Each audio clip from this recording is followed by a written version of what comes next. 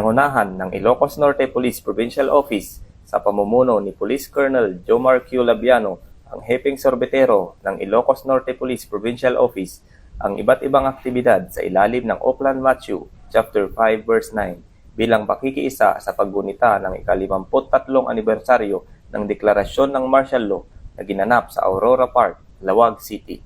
Ang nasabing inisyatibo ay nakabatay sa bersikulong biblikal na mapapalad ang mga gumagawa ng paraan para sa kapayapaan sapagkat sila ituturing na mga anak ng Diyos, at layong isulong ang pagkakaisa, kalusugan at aktibong pakikilahok ng komunidad sa mapayapang pamamaraan. Isinagawa ang mga aktibidad gaya ng Zumba exercise, feeding program, libreng sorbetes at lugaw, katuwang ang pamahalaang lungsod ng Lawag sa pamumuno ni Mayor James Brian Alcid. Meron ding libreng gupit, blood donation, libreng masahe, at nagsagawa din ng Sunday Service Mass na pinangunahan ni Pastor Jeffrey Tijada at namigay ng libreng Biblia. Nagpakitang gilas din ang Ilocos Norte Provincial Mobile Force Company sa kanilang silent drill performance.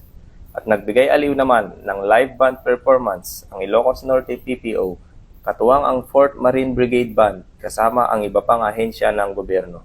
Samantala, nabahagi naman ng school bags sa mga batang kabilang sa Very Indigenous Person, katuwang ang Liga ng mga Barangay sa pamumuno ni Honorable Rocky Ablan.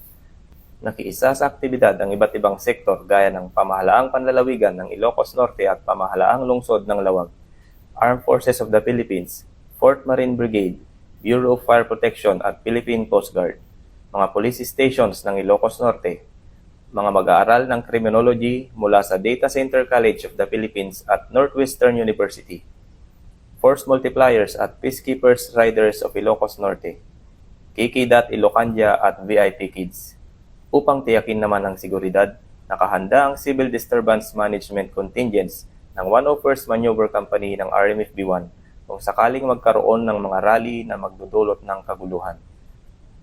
Sa kabuuan, matagumpay na naisakatuparan ang Oplan Matthew 5 verse 9 upang magbigay serbisyo sa mga mamamayan at magkaroon ng makabuluhan at mapayapang aktibidad para sa kapakanan ng komunidad. Dahil ang kapulisan ng Region 1 ay maaasahan, malalapitan at mapagkakatiwalaan. Mula dito sa Ilocos Region, ako ang iyong PNN correspondent, Police Corporal Mark Anthony Pico, alagad ng batas, tagataguyod ng balitang pulis.